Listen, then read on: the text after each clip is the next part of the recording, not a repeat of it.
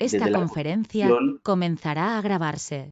desde la Constitución nosotros tenemos unos fines que marcan las directrices de todas las instituciones que componen el Estado. Y como el derecho disciplinario, veíamos ayer, pues se convierte como en una herramienta para garantizar de alguna manera el cumplimiento de esos fines. Básicamente, ¿cómo? Encauzando, dirigiendo el comportamiento de quienes son sujetos disciplinables, los servidores públicos y unos particulares que excepcionalmente pueden ingresar al servicio público. Y precisamente veíamos cómo ese concepto de servidor público es un concepto genérico que abarca varias categorías, ¿no? Los miembros de corporaciones públicas, los empleados públicos con esa subdivisión que veíamos ayer y finalmente los trabajadores del Estado.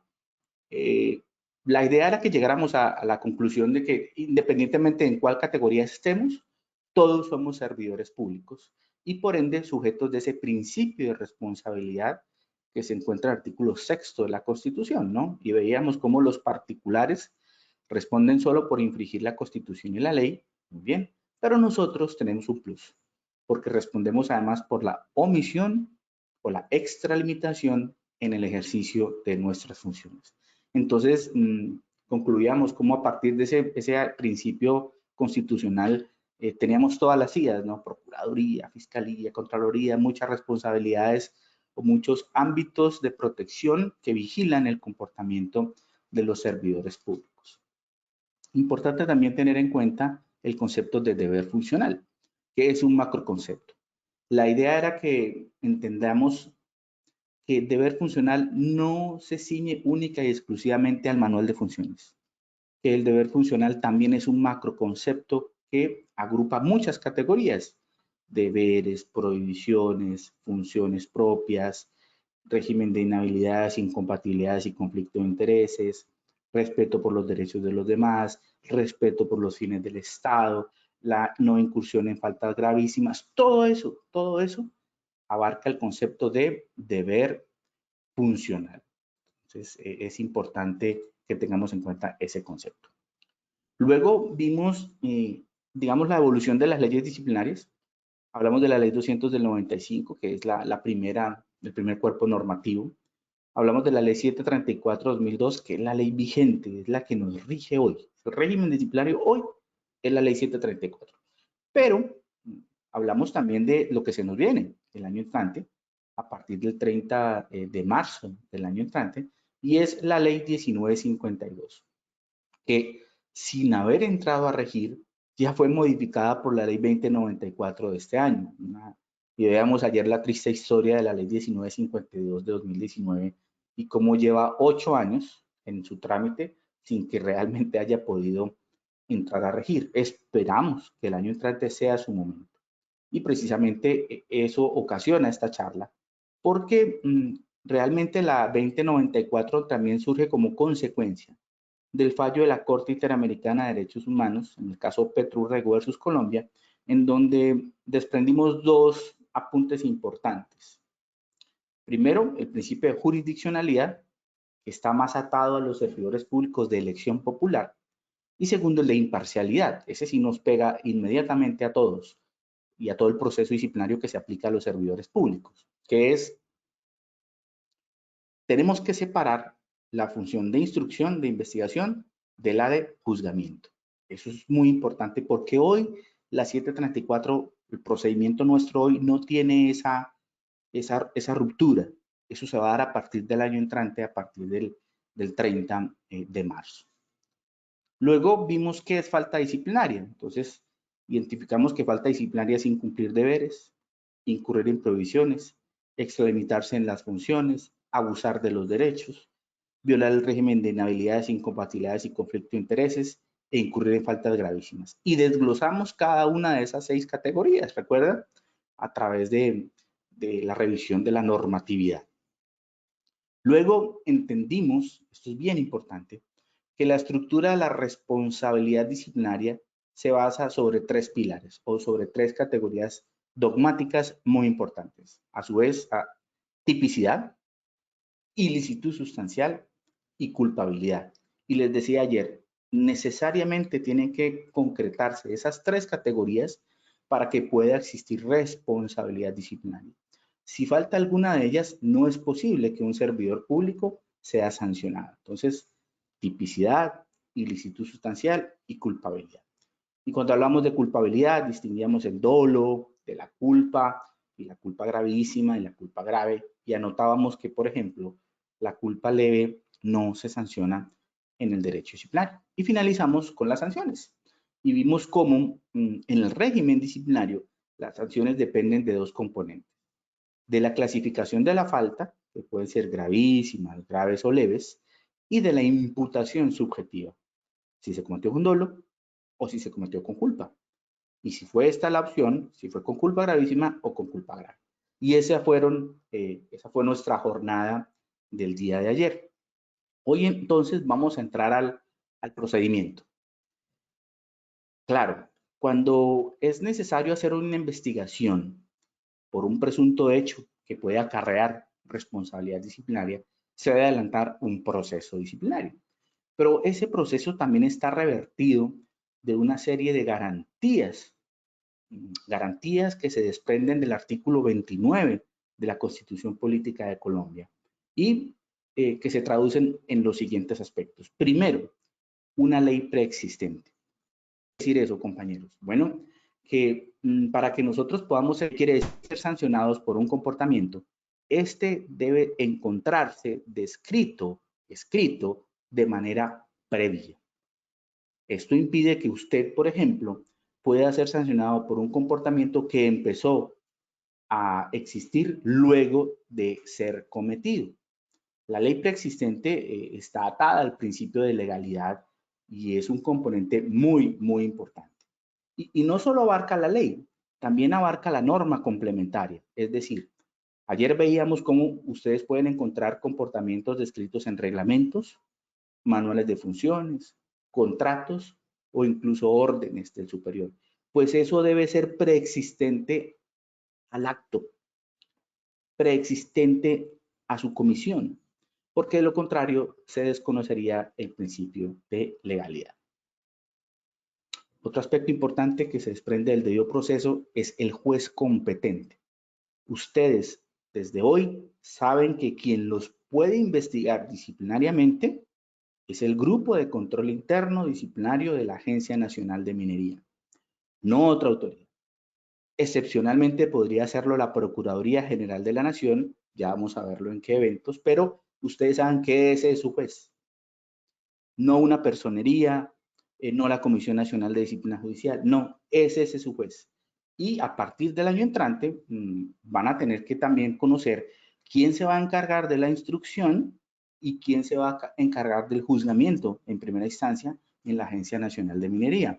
En esa tarea o en esa labor van a estar sus directivos en estos meses para tener esto listo a marzo del año entrante.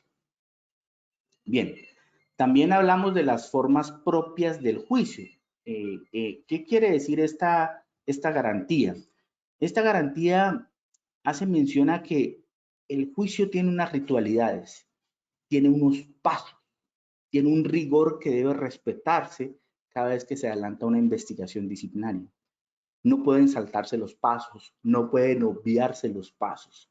Tampoco la autoridad disciplinaria puede escoger a su criterio el procedimiento. Eso es muy importante. También se materializa el debido proceso en que este debe ser público y sin dilaciones. ¿Qué quiere decir esto? Que usted lo puede conocer. No pueden haber ni testigos ni documentos reservados cuando usted es investigado. Usted tiene derecho a conocer los testigos, las pruebas que se aducen en su contra, contravertirlos, y el juicio además debe ser sin dilaciones, lo más pronto posible. No puede estar allí subyúdice usted a la voluntad de quien adelanta el proceso. Por eso hay unos términos cuyo vencimiento castigan a quien adelanta el proceso disciplinario. Se llaman en la actualidad caducidad y prescripción.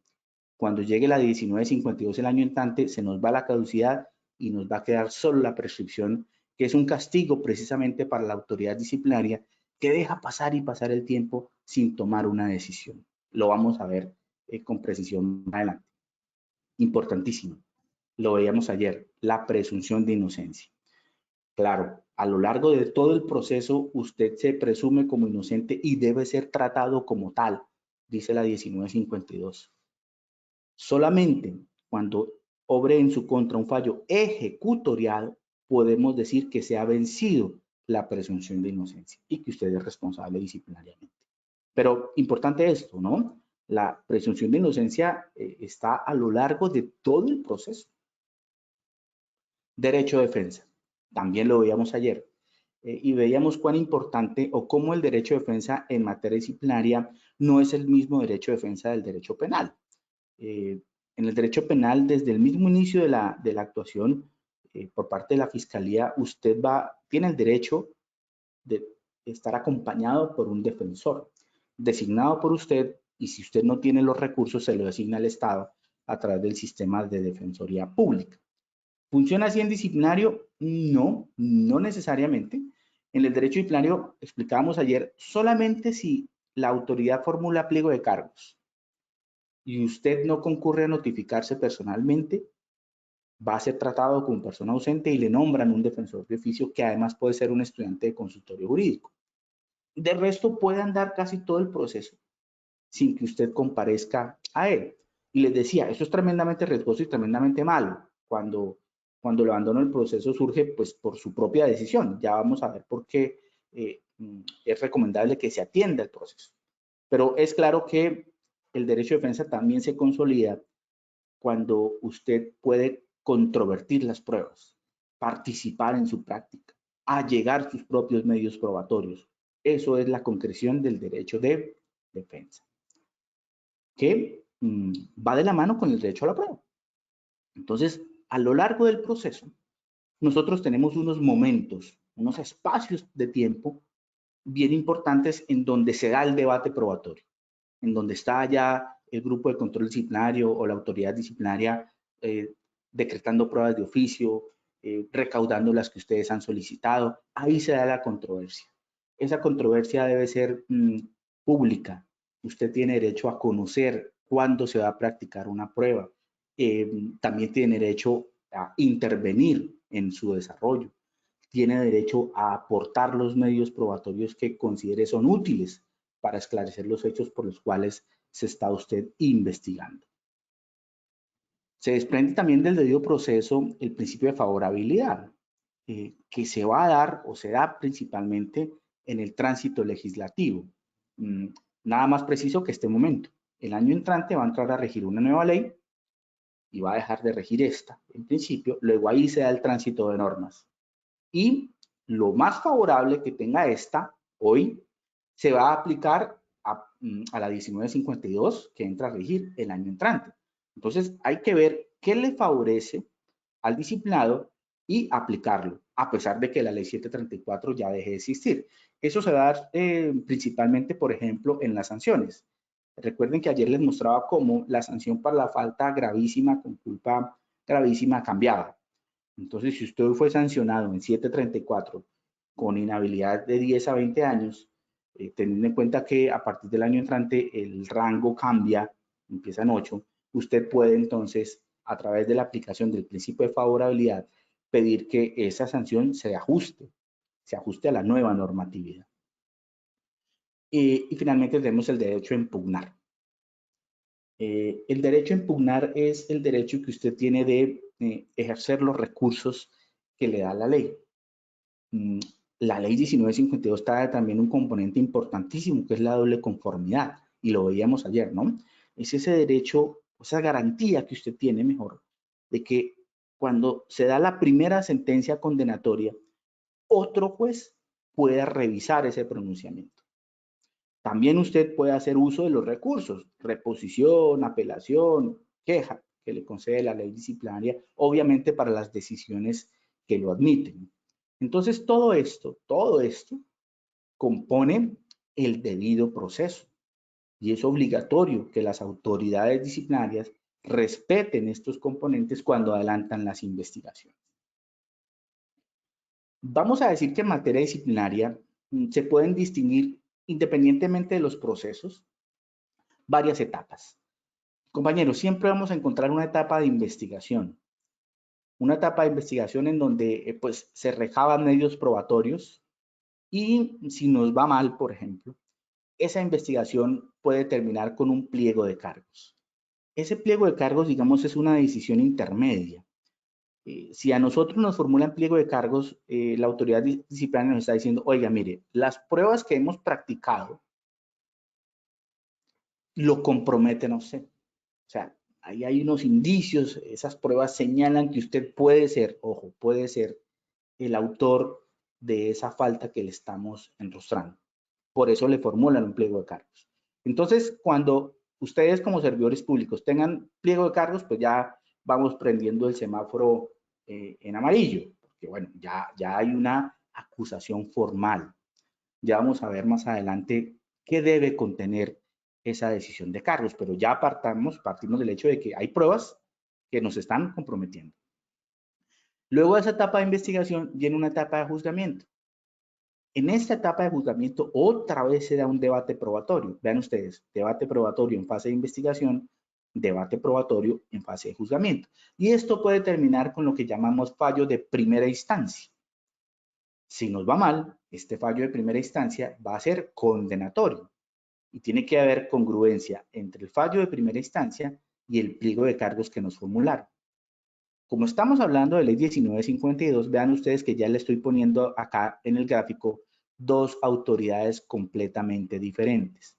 Uno que se encarga de la investigación y otro que se encarga del juzgamiento. ¿Cómo es hoy? Hoy esto está fundido en uno solo. En la 734, el día de hoy, es el grupo de control interno disciplinario el que está encargado tanto de la investigación como del juzgamiento. Entonces, una misma autoridad profiere el pliego de cargos y profiere el fallo de primera instancia. Entonces, recordemos lo que vimos ayer. Llegó la sentencia de la Corte Interamericana de Derechos Humanos y dijo, oiga, no, la imparcialidad no se garantiza así.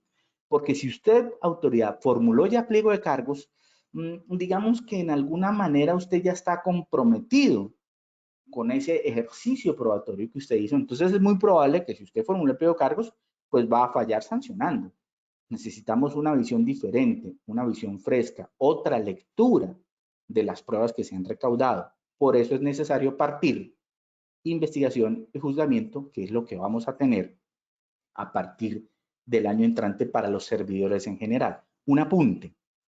Para los servidores públicos de elección popular, esto ya empezó, porque así lo dispone la ley 1952.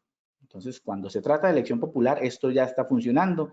Ya la Procuraduría en esta semana ha sacado varias resoluciones en donde empezaron entonces a reestructurar las competencias en su interior. Pero para nosotros, digamos, nosotros no tenemos ese problema, por eso no quiero entrar podríamos enredarnos un poco, porque nosotros no somos servidores públicos de elección popular. Entonces, la regla nos va a aplicar a partir del 30 de marzo del año entrante. ¿Qué pasa si no se aplica la regla? Es decir, si por ejemplo la institución no hace esta división. Si no hace la división, va a operar de la siguiente manera. La investigación estará a cargo de la institución y el juzgamiento lo asumirá la Procuraduría General de la Nación. Y eso tiene cosas buenas y cosas malas. Porque yo como institución prefiero que, como dice el dicho, la ropa sucia se lave en casa. Yo prefiero que sea mi funcionario instructor como institución, mi funcionario de juzgamiento y que se encargue de mis servidores. Es la idea. Pero además del fallo de primera instancia, tenemos la segunda instancia. La segunda instancia, por lo general, y creo que va a seguir así, porque la ley 1952 no lo deja muy claro, pero es la idea, el recurso de apelación corresponde al nominador. El representante legal de la entidad, nominador, que por lo general está encargado de conocer y producir la segunda instancia. Entonces, aquí podemos ver mejor la doble conformidad. Entonces, si tenemos un primer fallo sancionatorio, este primer fallo sancionatorio, y la segunda instancia confirma, vean ustedes que dos autoridades diferentes ya produjeron un fallo sancionatorio. Ahí se cumplió con la garantía, ¿cierto? Pero, ¿Qué pasa cuando lo que ocurre es que este fallo es absolutorio, vean ustedes, a favor de ustedes, pero cuando se surte la apelación, este señor dice, mire, no, yo condeno. Vean ustedes que este es el primer fallo condenatorio y la garantía dice que 2 jueces deben tener un pronunciamiento sobre esa responsabilidad. Ahí se activa la doble conformidad. Pero entonces, como aquí ya agotamos las instancias al interior de la institución, ¿quién va a conocer de la doble conformidad? La doble conformidad la va a conocer la Procuraduría General de la Nación en todos los casos. Pero noten ustedes esto. Sí y solo sí se da que el nominador es el que en segunda instancia profiere el primer fallo sancionatorio. De lo contrario, no. Porque, insisto, si este viene sancionatorio y este también, ahí se agotó la garantía. Espero estar siendo claro en eso, para que ustedes a partir del año entrante no digan, oye, ¿y por qué Procuraduría no, mi doble conformidad? No, si este fue sancionatorio, este también, no lo hay. Ahora, por experiencia les puedo decir, bastante, más 15 años de experiencia, el número de procesos o de decisiones que son cambiadas en segunda instancia, o sea, cuando viene un primer fallo absolutorio, el número de veces que la apelación lo cambia a sancionatorio es bastante reducido. Yo diría que eso no supera el 10 o el 20%, y cuando digo 20% tal vez estoy siendo exagerado. No tengo un dato estadístico concreto, pero digamos que la experiencia sí me lo puede decir. Es muy poco frecuente que una segunda instancia lo haga. Pero está la posibilidad, y si se da la posibilidad, se activa la garantía. Entonces, para recapitular, a partir del año entrante, vamos a tener al interior de todas las dependencias del Estado, la Agencia Nacional de Minería no va a ser la excepción, 3 autoridades. Uno primera, que se va a encargar de la investigación, él nos va a llevar hasta pliego de cargos. Una segunda, que se va a encargar del juzgamiento, este va a fallar en primera instancia. Y vamos a seguir teniendo, por supuesto, el recurso de apelación que se va a surtir en cabeza del nominador y va a proferir el fallo de segunda instancia. Solamente acá, pliego de cargos, fallo de primera condenando, fallo de segunda confirmando. Ahí decimos, oiga, la presunción de inocencia ha sido derrotada y la persona responsable disciplinariamente merece la sanción. ¿Cuál sanción? Pues la que corresponda de acuerdo con la clasificación de la falta y la modalidad subjetiva, lo que vimos ayer. Bien, pero al interior del proceso hay una serie de garantías, les decía. Voy a mencionarles 2 de ellas que son bien importantes. El principio de publicidad y el derecho de impugnación y contradicción, del que ya hemos venido haciendo referencia. ¿Cómo se materializa el principio de publicidad? A través de las notificaciones y de las comunicaciones. La publicidad es la forma como lo que ocurre en el proceso o lo que va a ocurrir en el proceso se le comunica a quién, pues a los sujetos procesales, al investigado, a los interesados. La ley trae varias clases de notificaciones para que ustedes lo tengan claro. Personal, por edicto, por estado electrónico, por estrado y por conducta concluyente. La personal. La personal obliga a que la autoridad disciplinaria le remita a usted, a su correo electrónico o a su dirección física, una cartica donde le va a decir, oiga, mire, yo produje esta decisión, por favor venga y se notifica. ¿Qué decirse a notificar? Ir a conocerla, ir a que le den una copia y que usted tenga acceso a ella y la pueda leer y saber qué se decidió. El edicto es una notificación subsidiaria de la personal. Sí, porque puede que usted no vaya. Le enviamos la citación, yo por allá no voy. Entonces la ley dice, mire, ¿cómo vamos a cumplir el principio de publicidad? Con un edicto. ¿Qué es un edicto? Un edicto es un resumen de la parte resolutiva de esa decisión que se publica en una cartelera que tiene acceso al público. Y eso se publica durante 3 días. Con eso, dice la ley, mire, con eso se verifica la publicidad. Se dio a conocer. Ah, pero yo por allá no voy. Ah, bueno, pues lo sentimos. Para eso se intentó la personal. La subsidiaria es el edicto. Otra forma es el estado electrónico. Entonces, el estado electrónico es otra vez muy parecido al edicto porque es un documento en donde se resume la decisión, pero es que este ya no está publicado 3 días como el edicto, sino uno solo. Y además habla la ley ahora del estado electrónico, es decir, eso se va a publicar en la página de la entidad. La página de la entidad va a tener una parte para las notificaciones de los procesos. y ahí va a estar el estado electrónico. ¿Cuál es la notificación por estrado? Cuando estamos en una audiencia, cuando estamos en un proceso verbal y se produce la decisión ahí en vivo y en directo, pues en vivo y en directo usted acabó de quedar notificado. Y finalmente está la conducta concluyente.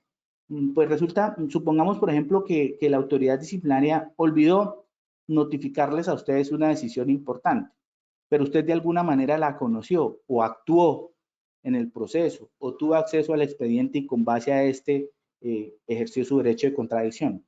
Pues la ley nos permite decir, oiga, mire, su comportamiento me permite entender que usted conoció esa decisión y bueno, y actuó luego.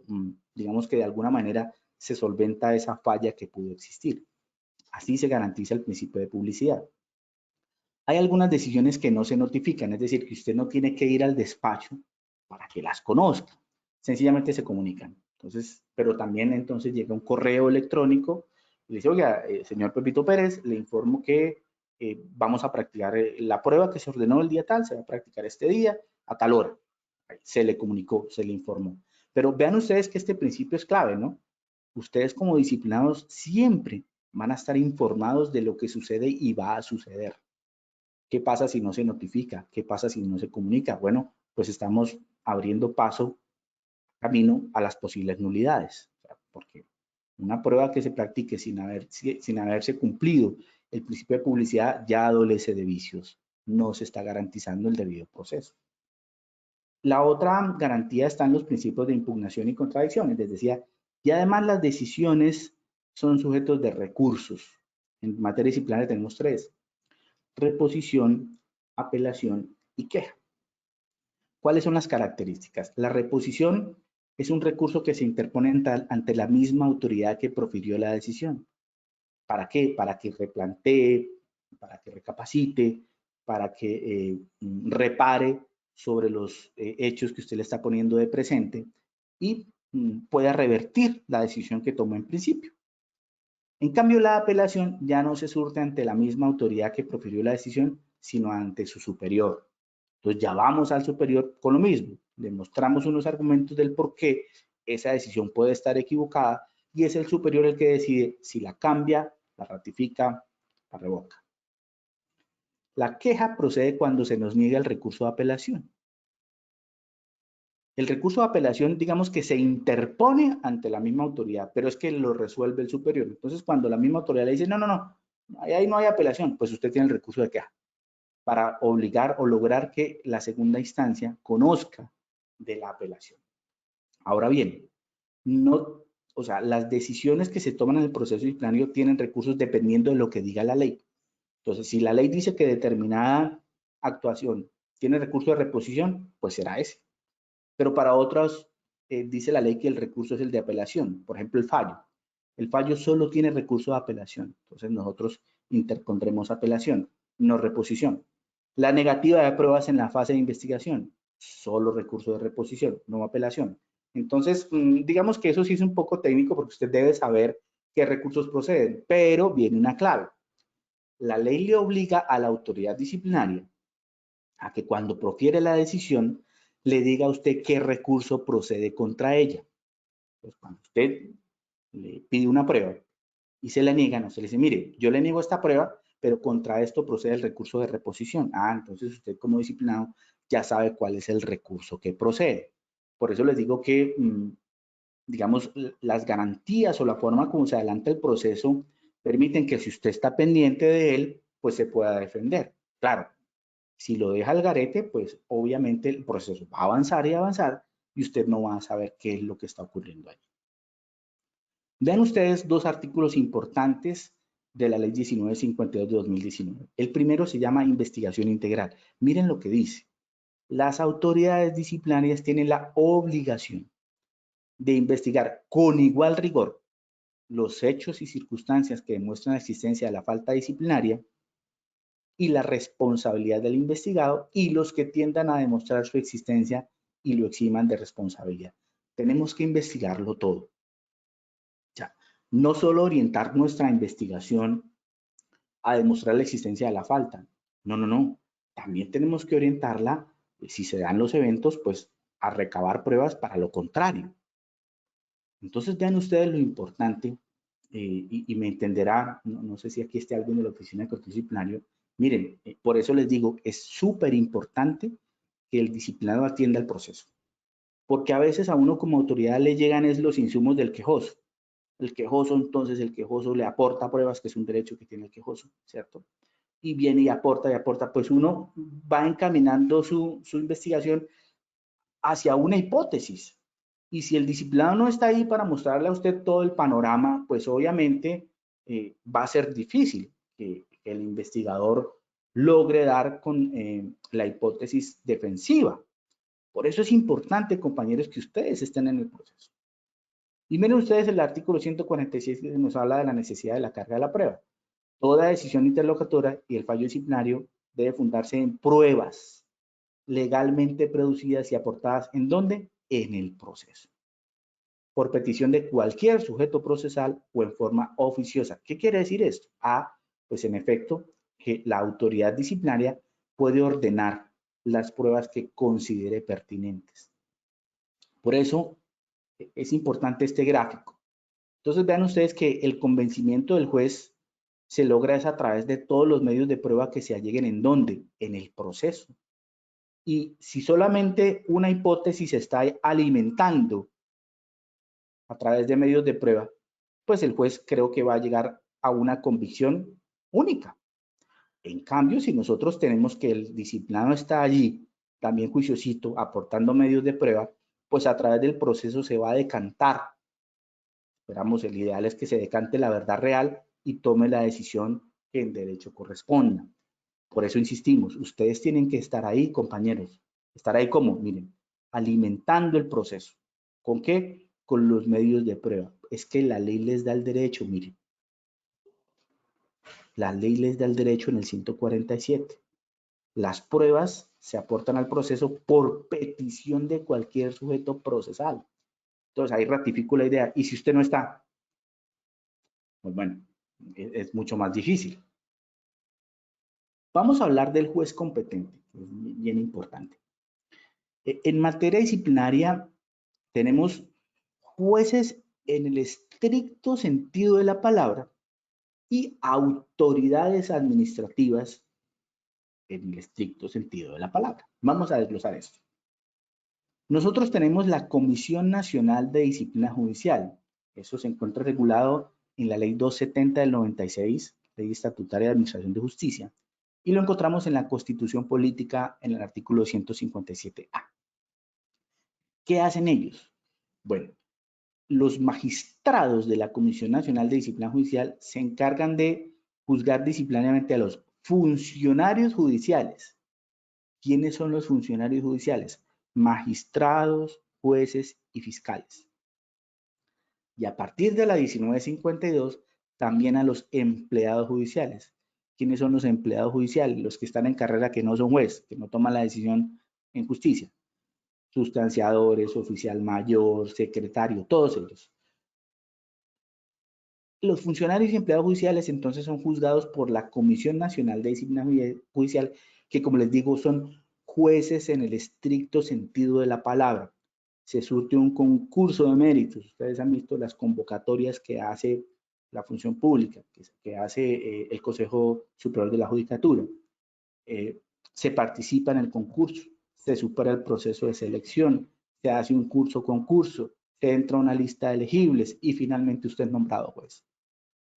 Y ese nombramiento como juez le da a usted verdadera independencia respecto a las decisiones que usted toma.